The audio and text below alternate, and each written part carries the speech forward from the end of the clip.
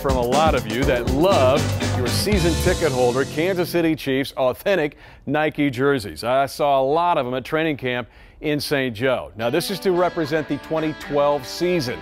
50 years of the Kansas City Chiefs here at the 39th parallel. Some of you from Stanzi Nation, who we hear from a lot as well, might think it's for Ricky Stanzi, so just go with it if that's what you want. However, this week against the Atlanta Falcons, the Chiefs do celebrate the start of the second 50 years of this franchise in Kansas City. One of my favorite parts of the new Arrowhead on the club level section is the huge AFL Championship banner won by the Dallas Texans the year before they came to Kansas City. However, one big misconception is that the Chiefs were the first professional football team in Kansas City. Let's go back to the Roaring 20s.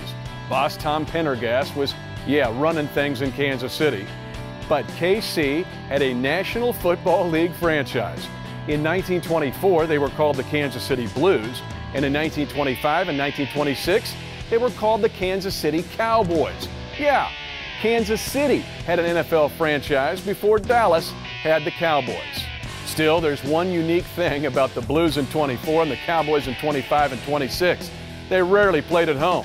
If you look at those 3 years, you can count on one hand how many home games the Blues and Cowboys had during that time.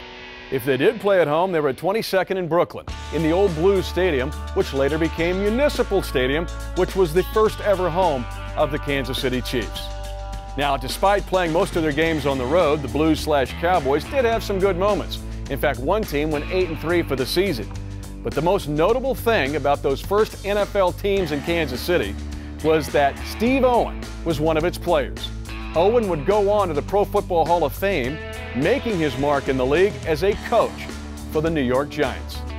So this week we celebrate 50 years of the Chiefs in Kansas City.